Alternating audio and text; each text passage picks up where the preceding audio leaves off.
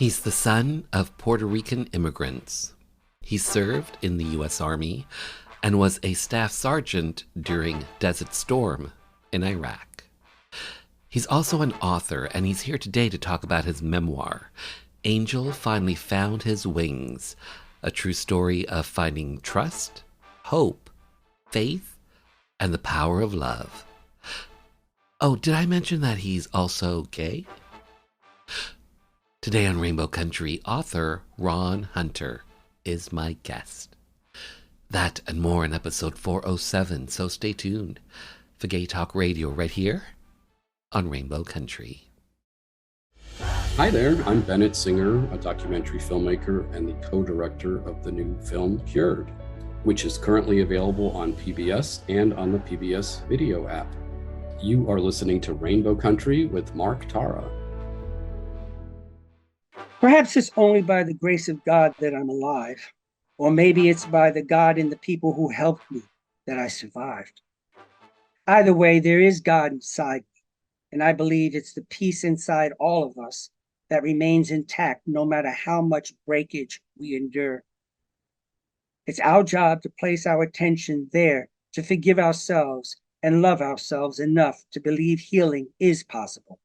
Recovery is possible. And part of being able to do this is to remember, as in to put the pieces back together for myself. Again, there was no choice in what happened to me, but there is always a choice in how I see my story and how I tell it. When you own your story, it ceases to have ownership over you.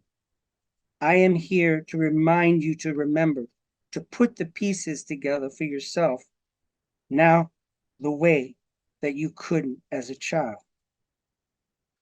Luck is defined as success or failure brought by chance rather than through one's own actions.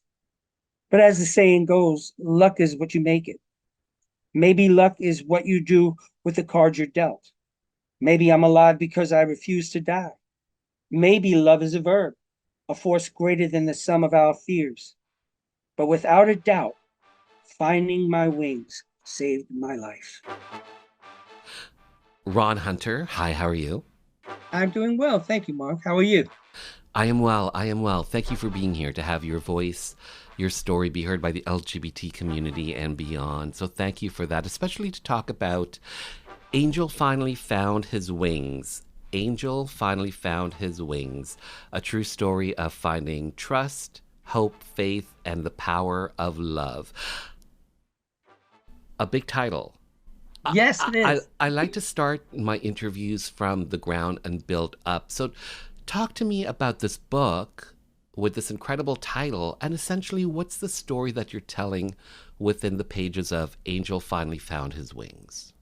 Okay. I usually, when I begin telling my story of Angel Finally Found His Wings, I let them know I'm the youngest of 22 brothers and sisters, first of all. And I guess it was when my father died. I was about 6 years old, and my mother was unfortunately suffered a nervous breakdown and was diagnosed with schizophrenia. And for that, she was taken away and placed in a mental institution. And I was then taken from the home to the orphanage. There were little stops in between, but the orphanage, Abbott House. And years later, my mother was allowed to have possession of her children again. So they allowed us to go home.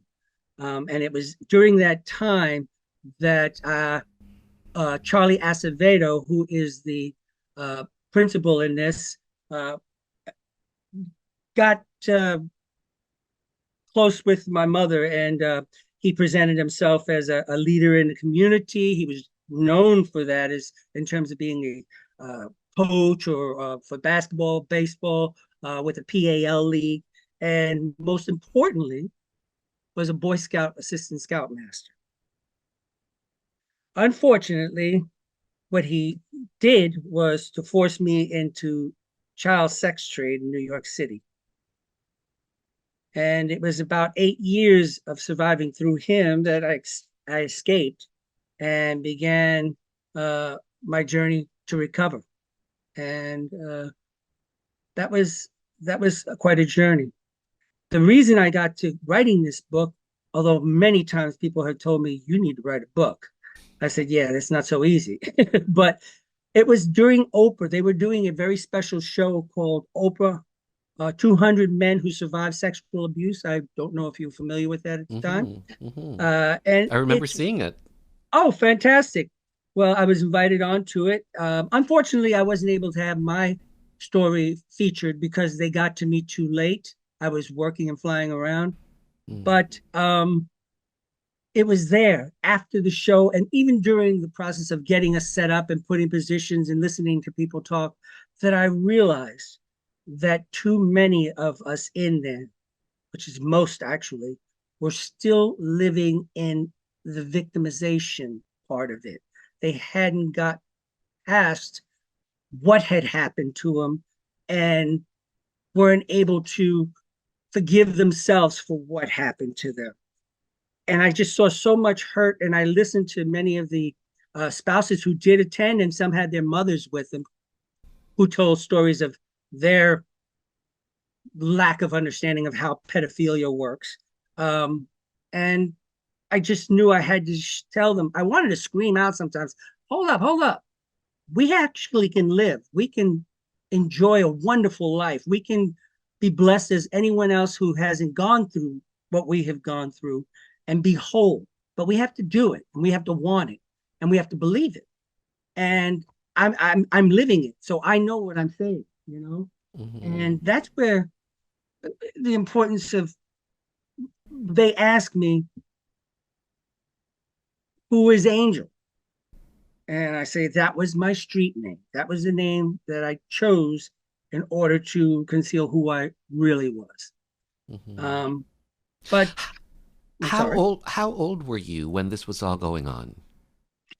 The process of grooming began during the times that I would come back from the orphanage to my mother for the trial period of visitations, and I was 11 years old. That started in 1971. I was released to my mother and was now home. And that's when Charlie really took a close liking to me, or grooming period to me, with not only myself, but with my mother. And I was from 11 years old with him starting, because of course he was the first one. And then I stayed on the street until 16.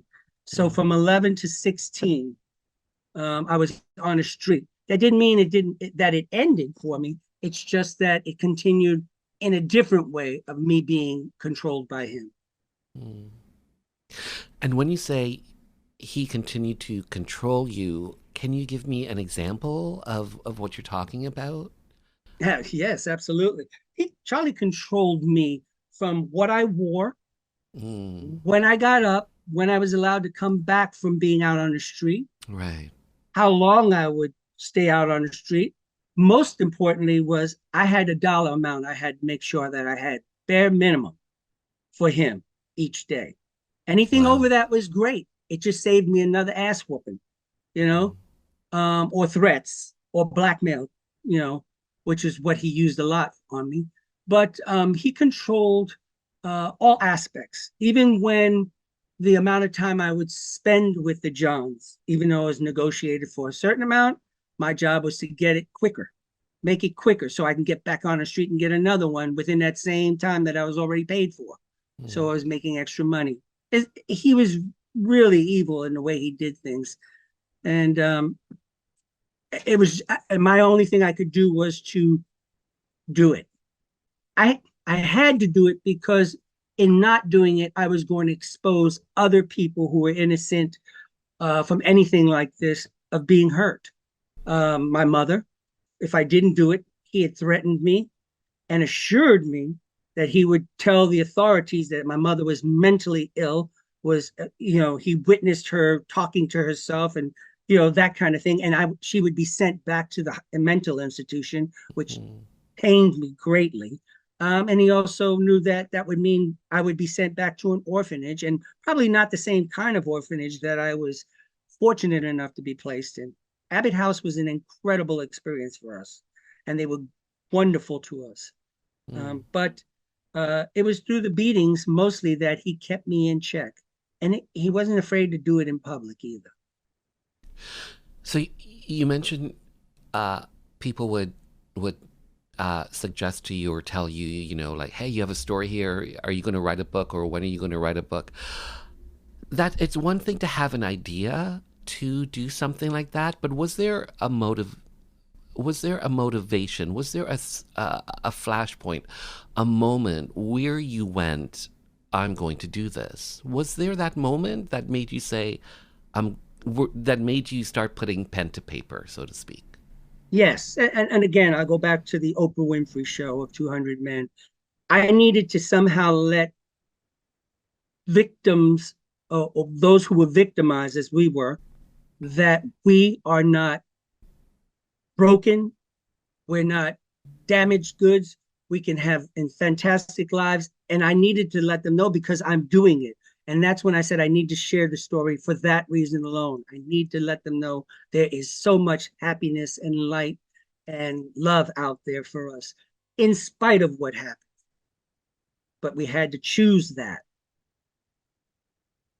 So the Oprah show was that moment for you? It was the catalyst. Yes, it was. Mm, When I came back from there, I told my spouse about it, Scott, and he said, then tell the story.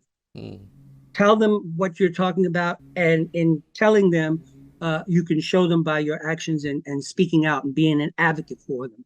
And my spouse Scott is my husband is just an incredible person. The support, the encouragement, everything one could wish for in somebody having their back, I have been blessed to get mm. through my spouse. Scott is the instrument for this. We often hear about women being sexually abused or, on the street, that sort of thing. But Mm-hmm. we rarely hear it from a man's perspective. Did you get any pushback from people not believing your story or anything of the sort? Like, did you get any negative pushback in regards to you being a man telling the story? Actually, I never did. I never did receive any pushback about it. And I think it was because of the way I tell it, Mm, the clarity in my retelling of the story, mhm, sharing the things I'm sharing. First of all, what person would want to expose themselves for what they had to endure to that level of abuse and violation? Um, and I didn't just tell it out of the blue. It was something that was brought up in maybe a different uh, uh, conversation, but then mm, somebody might trigger it and say, "Yeah, but you can't believe them," and that would trigger me to mm, say, and that's the problem. If we don't, if nobody believes what somebody might say about their experience, then what's the point of talking about it? You just keep us quiet. mhm, And I said us. I said because I'm one of those people you're talking about. mm, Like, and that's how I would go into it and explain to them.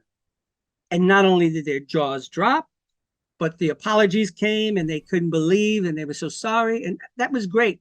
But I said, you know, just because we tell a story that's so horrible, unbelievable, it doesn't mean it's mhm, not true. mhm, Now, granted, you need to back that up with facts, mhm, um, and which is I have, mhm, and that was one of the most important things about me telling this book was mhm, I told Scott I'm not going to write it if I can't corroborate everything with mhm, documentation, mhm, and I was able to get that through Freedom of Information Act FOIA, mhm. and that helped. But even the concept of like when you have, like, say, a woman raping a man, but you think that, well, Mm. he has to get hard, and all this sort of stuff, and you don't necessarily think like, oh, he wants it, he's going to enjoy it. There's that concept. Yeah, And So that, I'm sorry. no, so that's what I'm getting at in regards to, people, oh, you probably enjoyed it, or that sort of pushback from your story. That sort of thing is another angle of what I was getting at with asking that question. Getting any pushback. Yeah, I, I, I'm fortunate to say I never have. I Mm-hmm. have never gotten any pushback, at least not to my face, or Mm-hmm. that I've had discovered somebody was saying that. Never Mm-hmm. have. The It's very title, strange. Yeah, the title, Angel yes. finally found his wings. What's the story behind this particular title? First of all, the name was the name I chose to be on the street. It also has a connection to one of the places that I was first taken to when they took me from my mother, my home, I should say, and took my mother away from me, was called the Angel Guardian Home. And it was there at the Angel Guardian Home that was it was my first separation from my family. No one knew where I was when they took me from school. And I was given to the nuns who were running this school, this orphanage. As I said, it was called Angel Guardian Home in New York. And the nun was so kind to me, so gentle, um, and made me feel as safe or as comfortable or relaxed as I possibly could. And I love that name, and I remembered her kindness. And so it contributed to me when I was thinking about I can't. And Charlie said, "Don't say your real name. Hmm. We'll come up with a name." And I thought, well, what about Angel from where I was? That's how that came on board as my name. How it came on. Finding his wings. There was a story. I'm trying to think of her name. Martina McBride. She had a story, Broken Wings, Angel with Broken Oh, Wings. right. Okay. Well, we were Martina at, McBride.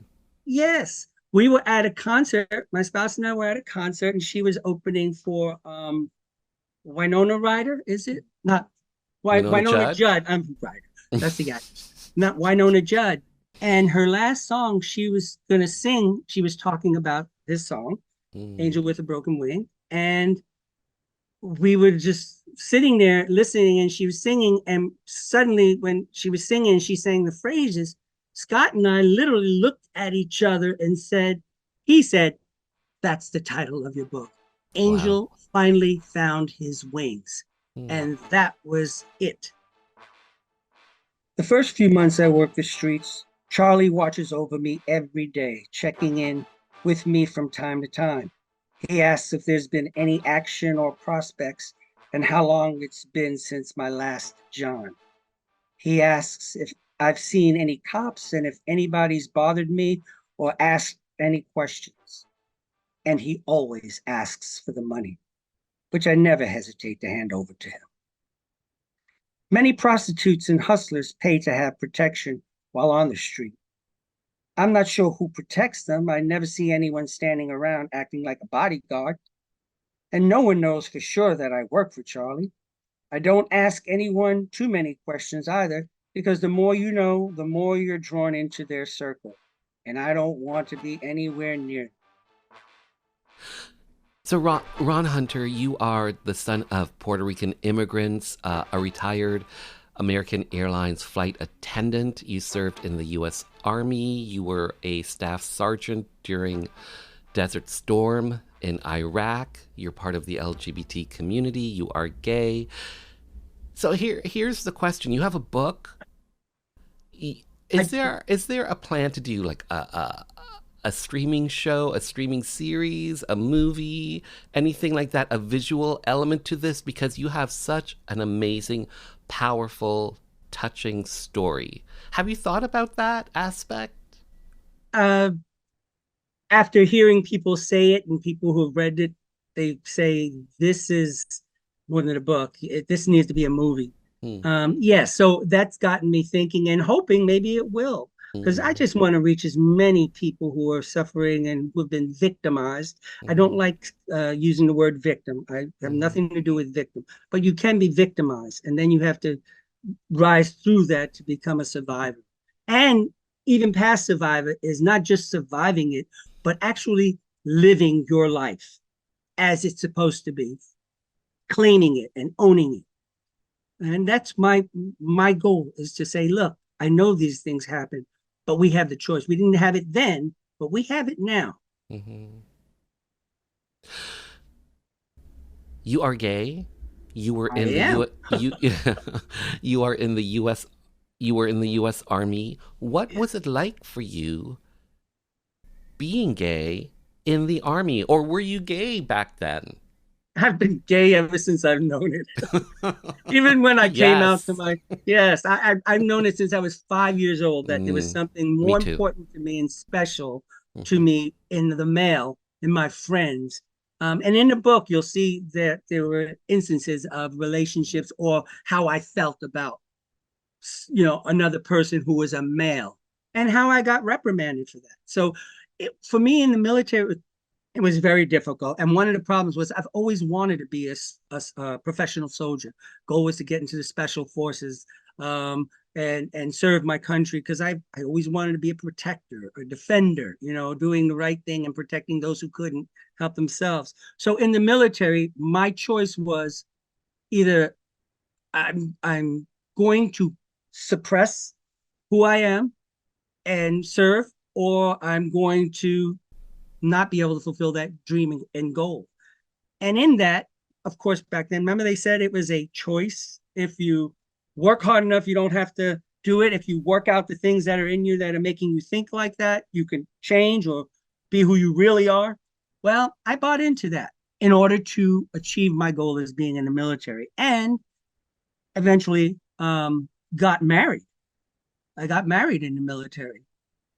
And it was during the marriage, and I was a good husband, a good heterosexual acting husband, you know. And I did well. We did well.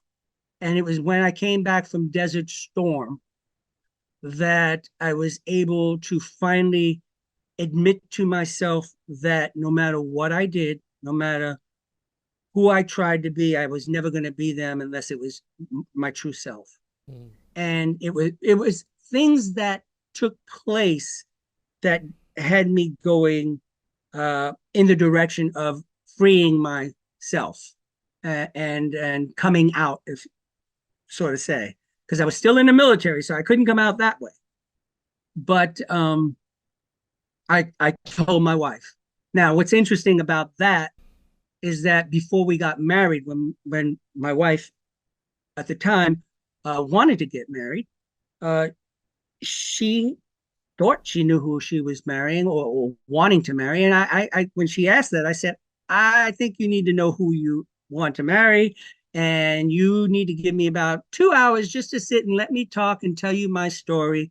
And then, having the information, you can then make a wiser decision, or a choice, a better choice.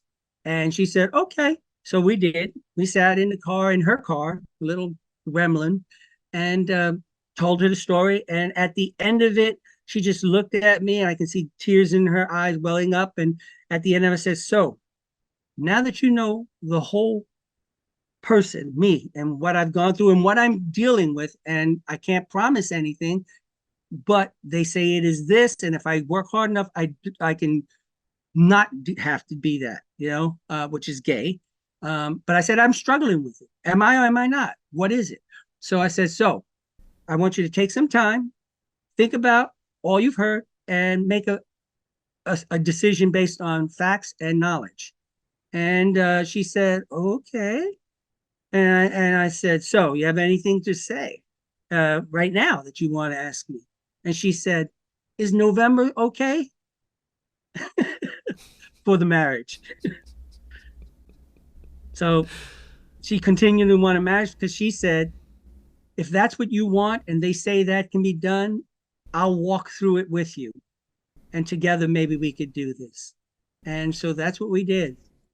And for 10 years, it was pretty good.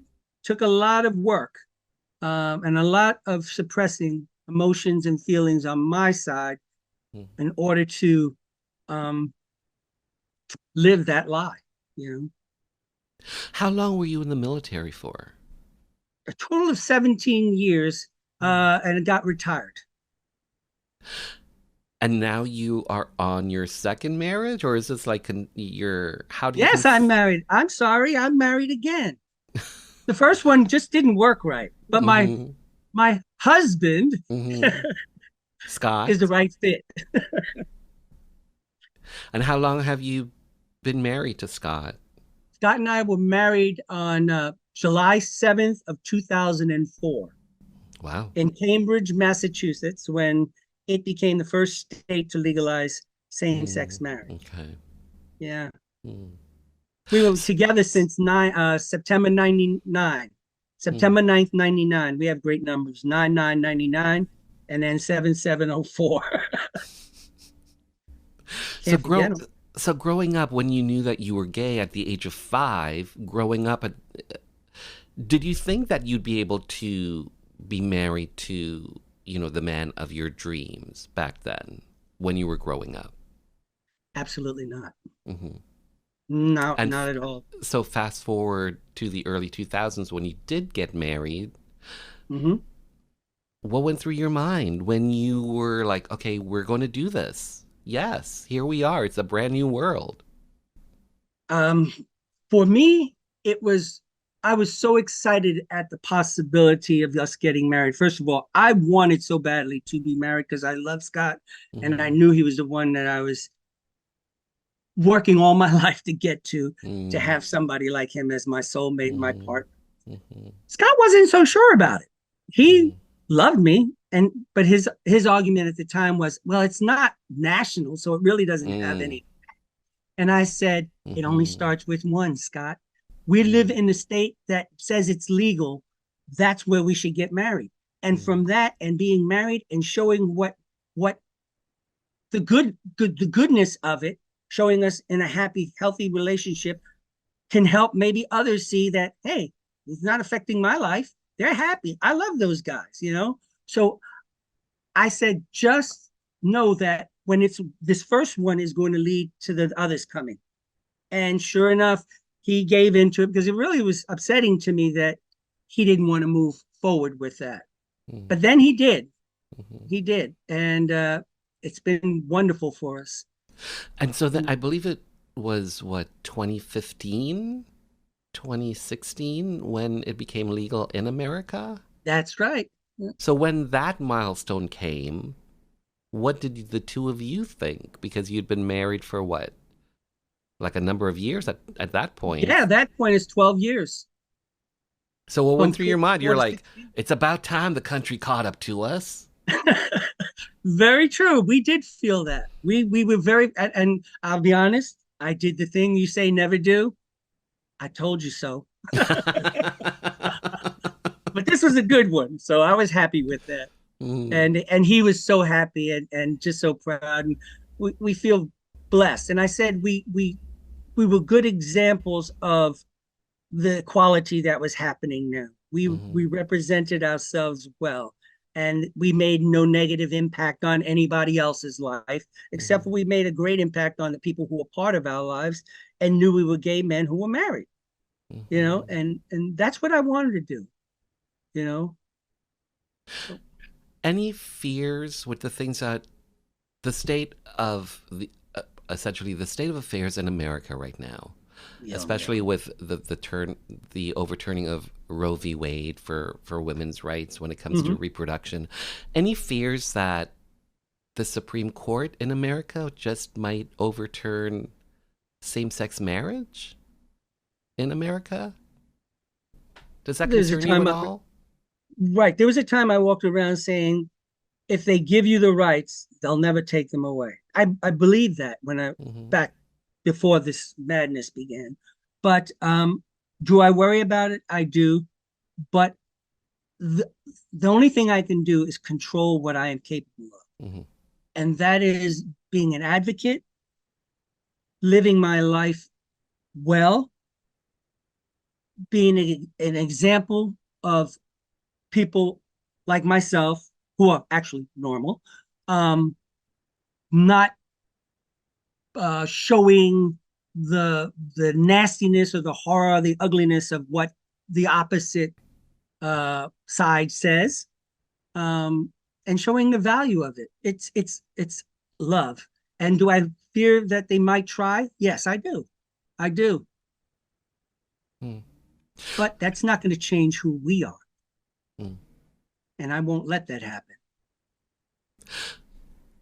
Ron, here's my last question for you. What do you hope audiences come away with? What do you hope your audience comes away with after they've read Angel Finally Found His Wings?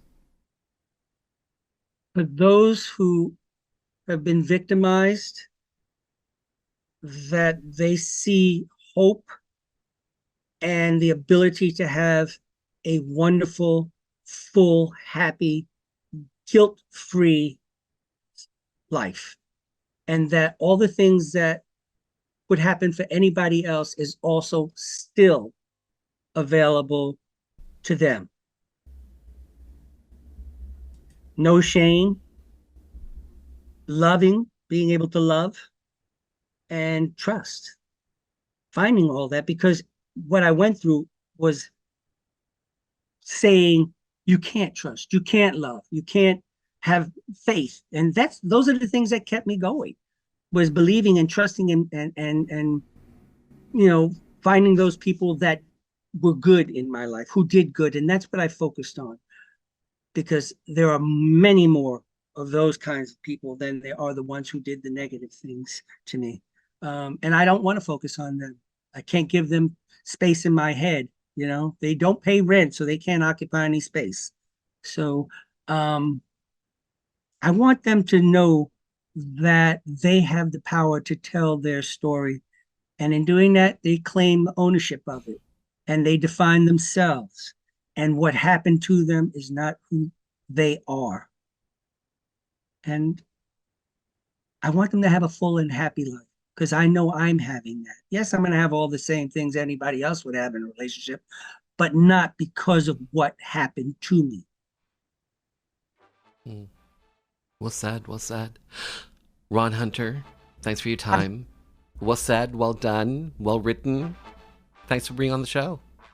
Thank you. I appreciate you for letting me talk about this, and I hope people find something in Angel Finally Found His Wings that can maybe give them hope and faith and trust, and most importantly, find love. If not in someone else or with somebody else, in themselves. So thank you, Mark. I moved from store window to store window, using the glass as a mirror to see what's going on around, looking for someone to make eye contact with, to nod at me, or return a smile. But after half an hour, it's dry, not a roaming eye in sight. The heat of the sidewalk rose around me, reflecting a blinding glare, and I looked down at the trash lining the curb, cars waiting impatiently at the street lights, and the bodies descending down into the subway one by one. They passed the nun on the fold-out chair from the Sisters of Charity without paying her any attention. I wanted to run to her and dump all the money I had into her pocket. The loneliness of this city's cement desert surrounded me like an isolation chamber, a solitary confinement cell. I was back to the apartment in the projects in Canarsie, locked in the brig. I heard Danny slam the door and leave for the day. I was in the bed I'd wetted that night at the Angel Guardian home, wondering when I'd see my mother again. I was in the car with the doctor who took her away from me, telling me it was going to be okay when it wasn't okay. It's never okay again.